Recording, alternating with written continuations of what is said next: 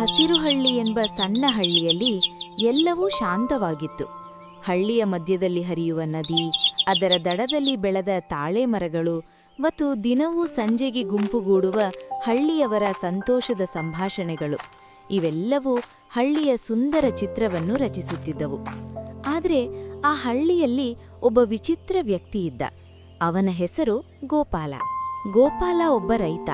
ಆದರೆ ಸತ್ಯ ಹೇಳಬೇಕೆಂದ್ರೆ ಅವನು ಸ್ವಲ್ಪ ಸ್ಪೆಷಲ್ ರೈತ. ಕೆಲಸ ಮಾಡೋದು ಕಡಿಮೆ, ಮಾತಾಡೋದು ಹೆಚ್ಚು. ಅವನ ಹೆಂಡತಿ ಲಕ್ಷ್ಮಿ ಮಾತ್ರ ತುಂಬ ಜಾಣಳು. ಗೋಪಾಲನ ಹೊಲದಲ್ಲಿ ಬೆಳೆಗಳು ಅವನ ಕೆಲಸದ ಕೊರತೆಯನ್ನು ತೋರಿಸುತ್ತಿದ್ದವು. ಆದರೆ ಗೋಪಾಲನ ಮಾತುಗಳು ಹಳ್ಳಿಯವರನ್ನು ನಗಿಸುವುದರಲ್ಲಿ ಯಾವತ್ತೂ ಕೊರತೆಯಿರಲಿಲ್ಲ. ಓ ಗೋಪಾಲ, ಮತ್ತೆ ಹೊಲಕ್ಕೆ ಹೋಗ್ತೀಯಾ? ಇಲ್ಲ ಇವತ್ತು ಕೂಡ ನೆಪ ಹೇಳ್ತೀಯಾ? ನಿನ್ನ ಹೊಲದಲ್ಲಿ ಬೆಳೆಗಳು ನಿನ್ನನ್ನು ನೋಡಿ ನಗುತ್ತಿದ್ದಾರೆ ಎಂದು ತೋರುತ್ತೆ. ಅಯ್ಯೋ ಲಕ್ಷ್ಮಿ, ನಾನು ಹೋದ್ರೆ ಬೆಳೆ ಭಯಪಟ್ಟು ಓಡೋತ್ತೆ.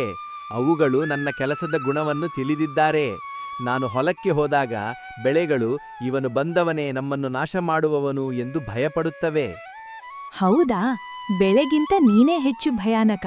ನಿನ್ನ ಮಾತುಗಳು ಹಳ್ಳಿಯವರನ್ನು ನಗಿಸುತ್ತವೆ, ಆದರೆ ನಿನ್ನ ಕೆಲಸಗಳು ನನ್ನನ್ನು ನಗಿಸುತ್ತವೆ. ನಗುವುದು ಬೇರೆ ರೀತಿಯಲ್ಲಿ. ಹೀಗೆ ದಿನವೂ ಜಗಳ, ನಗು, ಮಾತುಗಳಲ್ಲಿ ದಿನಗಳು ಕಳೆಯುತ್ತಿದ್ದವು. ಗೋಪಾಲನ ಮನೆಯಲ್ಲಿ ಲಕ್ಷ್ಮಿಯ ಜಾಣತನ ಮತ್ತು ಗೋಪಾಲನ ಹಾಸ್ಯದ ಮಾತುಗಳು ಸೇರಿ ಒಂದು ವಿಶೇಷ ಸಂಗತಿಯನ್ನು ರಚಿಸುತ್ತಿದ್ದವು.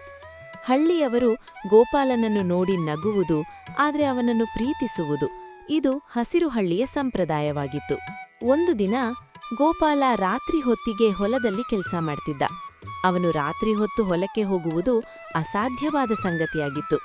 ಆದರೆ ಲಕ್ಷ್ಮಿಯ ಕಟ್ಟುನಿಟ್ಟಿನ ಮಾತುಗಳಿಂದ ಗೋಪಾಲ ರಾತ್ರಿ ಹೊತ್ತು ಹೊಲಕ್ಕೆ ಹೋಗಬೇಕಾಗಿತ್ತು. ನೀನು ರಾತ್ರಿ ಹೊತ್ತು ಹೊಲಕ್ಕೆ ಹೋಗಿ ಬೆಳೆಗಳು ನಿನ್ನನ್ನು ನೋಡಿ ಭಯಪಡುವುದಿಲ್ಲ ಎಂದು ತೋರುತ್ತೆ ಎಂದು ಲಕ್ಷ್ಮಿ ಹೇಳಿದ್ದಳು. ಗೋಪಾಲ ಹೊಲದಲ್ಲಿ ನಿಂತು ನದಿಯ ನೀರಿನ ಶಬ್ದವನ್ನು ಕೇಳುತ್ತಿದ್ದ. ಆಕಾಶದಲ್ಲಿ ನಕ್ಷತ್ರಗಳು ಮಿನುಗುತ್ತಿದ್ದವು. ಒಂದು ವಿಚಿತ್ರ ಬೆಳಕು ಅವನ ಮುಂದೆ ಕಾಣಿಸ್ತು. ಬೆಳಕು ನದಿಯ ದಡದಿಂದ ಹೊರಹೊಮ್ಮಿತು. ಅದು ನೀಲಿ, ಹಸಿರು ಮತ್ತು ಹಳದಿ ಬಣ್ಣಗಳನ್ನು ಮಿಶ್ರಣ ಮಾಡಿದಂತೆ ಇತ್ತು.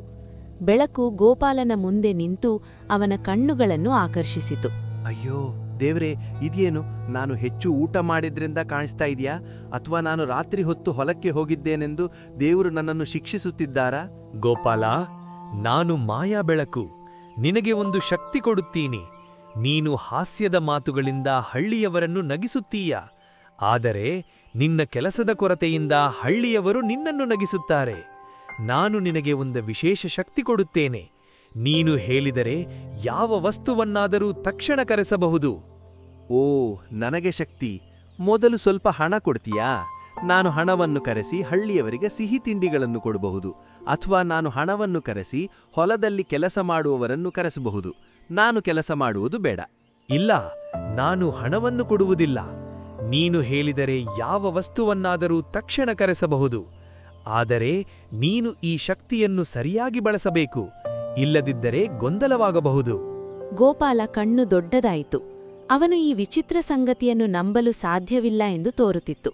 ಆದರೆ ಬೆಳಕು ಮಿನುಗುತ್ತಿತ್ತು. ಅದು ಸತ್ಯವಾಗಿದೆ ಎಂದು ತೋರುತ್ತಿತ್ತು. ಗೋಪಾಲ ತನ್ನ ಮಾತುಗಳನ್ನು ಪ್ರಯೋಗಿಸಲು ನಿರ್ಧರಿಸಿದ. ಸರಿ, ಮೊದಲು ಒಂದು ದೊಡ್ಡ ಬಿರಿಯಾನಿ ತಂದುಕೋ.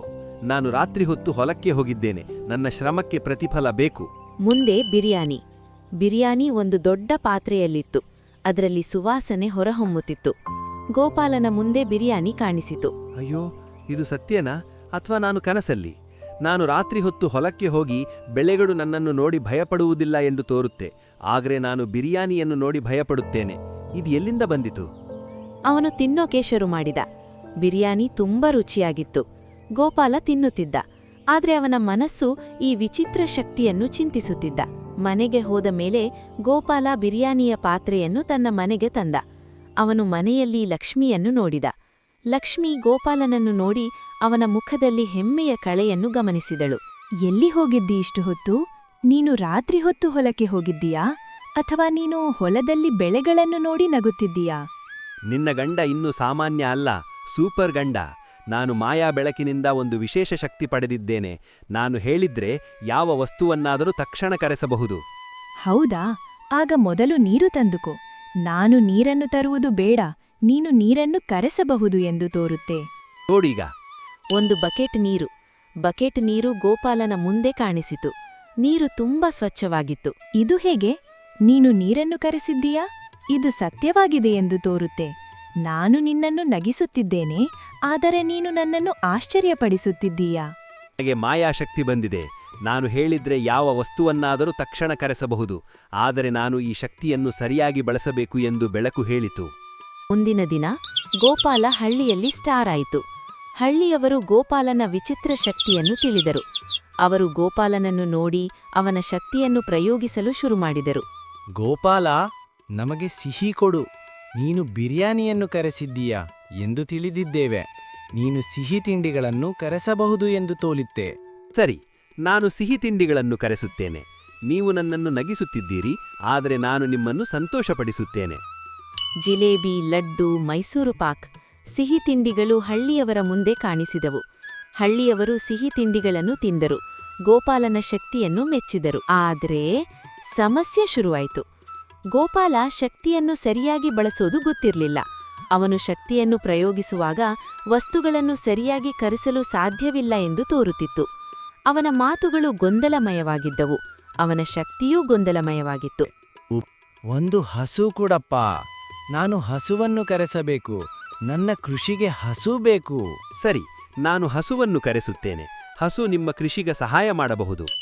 ಹಸು ಬದಲು ಆನೆ ಗೋಪಾಲನ ಮುಂದೆ ಕಾಣಿಸಿತು. ಆನೆ ದೊಡ್ಡದಾಗಿತ್ತು. ಅದರ ಕಣ್ಣುಗಳು ಗೋಪಾಲನನ್ನು ನೋಡಿದವು. ಅಯ್ಯೋ, ಇದನ್ನ ಯಾರು ನೋಡ್ಕೊಳ್ಬೇಕು? ನೀನು ಹಸುವನ್ನು ಕರೆಸಬೇಕು, ಆದರೆ ಆನೆಯನ್ನು ಕರೆಸಿದ್ದೀಯಾ? ಇದು ಹಳ್ಳಿಯಲ್ಲಿ ಗದ್ದಲ ಮಾಡಬಹುದು. ನಾನು ಹೇಳಿದ್ದು ಹಸು, ಇದು ಹೇಗೆ ಆನೆ ಆಯಿತು? ನನ್ನ ಮಾತುಗಳು ಗೊಂದಲಮಯವಾಗಿದ್ದವು. ನನ್ನ ಶಕ್ತಿಯೂ ಗೊಂದಲಮಯವಾಗಿದೆ ಎಂದು ತೋರುತ್ತೆ. ಮತ್ತೊಂದು ದಿನ ಗೋಪಾಲ ಮನೆಯಲ್ಲಿ ಲಕ್ಷ್ಮಿಯೊಂದಿಗೆ ಇದ್ದ. ಲಕ್ಷ್ಮಿ ಗೋಪಾಲನ ಶಕ್ತಿಯನ್ನು ಪ್ರಯೋಗಿಸಲು ಕೇಳಿದಳು. ಸ್ವಲ್ಪ ಚಪಾತಿ ಮಾಡಿಕೊಡು. ನಾನು ಚಪಾತಿ ಮಾಡುವುದು ಬೇಡ. ನೀನು ಚಪಾತಿಯನ್ನು ಕರೆಸಬಹುದು ಎಂದು ತೋರುತ್ತೆ. ಸರಿ, ನಾನು ಚಪಾತಿಯನ್ನು ಕರೆಸುತ್ತೇನೆ. ಚಪಾತಿ ನಮ್ಮ ಊಟಕ್ಕೆ ಸಹಾಯ ಮಾಡಬಹುದು. 1000 ಚಪಾತಿಗಳು ಗೋಪಾಲನ ಮನೆಯಲ್ಲಿ ಕಾಣಿಸಿದವು. ಚಪಾತಿಗಳು ಎಲ್ಲ ಕಡೆ ಇದ್ದವು. ಮನೆಯಲ್ಲಿ, ಹೊಲದಲ್ಲಿ, ಹಳ್ಳಿಯಲ್ಲಿ. ಇಷ್ಟೊಂದು ಯಾರು ತಿನ್ನೋದು? ನೀನು ಚಪಾತಿಯನ್ನು ಕರೆಸಬೇಕು, ಆದರೆ 1000 ಚಪಾತಿಗಳನ್ನು ಕರೆಸಿದ್ದೀಯಾ? ಇದು ನಮ್ಮ ಮನೆಯನ್ನು ನಾಶ ಮಾಡಬಹುದು. ಹಳ್ಳಿ ಒಟ್ಟಿಗೆ ತಿನ್ನಲಿ. ನಾನು ಹಳ್ಳಿಯವರಿಗೆ ಚಪಾತಿ ಕೊಡಬಹುದು, ಆದರೆ ನನ್ನ ಶಕ್ತಿ ಗೊಂದಲಮಯವಾಗಿದೆ ಎಂದು ತೋರುತ್ತೆ. ಗೋಪಾಲನ ಗೊಂದಲದಿಂದ ಹಳ್ಳಿ ಗದ್ದಲ ಆಯಿತು. ಹಳ್ಳಿಯವರು ಗೋಪಾಲನ ಶಕ್ತಿಯಿಂದ ಗೊಂದಲಪಡುತ್ತಿದ್ದರು. ಆನೆ ಹಳ್ಳಿಯಲ್ಲಿ ಗದ್ದಲ ಮಾಡಿತು. 1000 ಚಪಾತಿಗಳು ಹಳ್ಳಿಯವರನ್ನು ಆಶ್ಚರ್ಯಪಡಿಸಿದವು. ಗೋಪಾಲನ ಶಕ್ತಿ ಹಳ್ಳಿಯವರಿಗೆ ಸಂತೋಷ ಕೊಡುವುದು ಬೇಡ, ಗೊಂದಲ ಕೊಡುವುದು ಎಂದು ತೋರುತ್ತಿತ್ತು. ಕೊನೆಗೆ ಮತ್ತೆ ಆ ಮಾಯಾ ಬೆಳಕು ಬಂತು. ಬೆಳಕು ಗೋಪಾಲನ ಮುಂದೆ ಕಾಣಿಸಿತು. ಬೆಳಕು ಮಿನುಗುತ್ತಿತ್ತು. ಅದರ ಮೃದುವಾದ ಧ್ವನಿ ಗೋಪಾಲನನ್ನು ಕೇಳಿಸಿತು. ಗೋಪಾಲ, ನೀನು ಶಕ್ತಿಯನ್ನು ಸರಿಯಾಗಿ ಬಳಸುತ್ತಿಲ್ಲ. ನೀನು ಹೇಳಿದ ವಸ್ತುಗಳನ್ನು ಸರಿಯಾಗಿ ಕರೆಸಲು ಸಾಧ್ಯವಿಲ್ಲ. ನೀನು ಗೊಂದಲ ಮಾಡುತ್ತೀಯಾ? ಹಳ್ಳಿಯವರು ಗೊಂದಲಪಡುತ್ತಾರೆ. ಹೌದು, ನಾನು ಬಿರಿಯಾನಿ ಮಾತ್ರ ಸರಿಯಾಗಿ ಬಳಸಿದ್ದೇನೆ. ನಾನು ಬಿರಿಯಾನಿಯನ್ನು ಕರೆಸಿದ್ದೇನೆ, ಆದರೆ ಆನೆ ಮತ್ತು 1000 ಚಪಾತಿಗಳನ್ನು ಕರೆಸಿದ್ದೇನೆ. ಇದು ಗೊಂದಲಮಯವಾಗಿದೆ. ನಾನು ನಿನ್ನ ಶಕ್ತಿಯನ್ನು ತೆಗೆದುಕೊಳ್ಳುತ್ತೇನೆ. ನೀನು ಶಕ್ತಿಯನ್ನು ಸರಿಯಾಗಿ ಬಳಸಲು ಸಾಧ್ಯವಿಲ್ಲ. ನೀನು ಹಾಸ್ಯದ ಮಾತುಗಳಿಂದ ಹಳ್ಳಿಯವರನ್ನು ನಗಿಸುತ್ತೀಯಾ, ಆದರೆ ನೀನು ಶಕ್ತಿಯಿಂದ ಹಳ್ಳಿಯವರನ್ನು ಗೊಂದಲಪಡಿಸುತ್ತೀಯಾ. 1 ನಿಮಿಷ. ಕೊನೆಯದಾಗಿ ಒಂದು ಸಣ್ಣ ಮನೆಯನ್ನು ಕೊಡು. ನಾನು ಸಣ್ಣ ಮನೆಯನ್ನು ಕರೆಸಬೇಕು. ನನ್ನ ಮನೆಯನ್ನು ಸುಂದರ ಮಾಡಬಹುದು.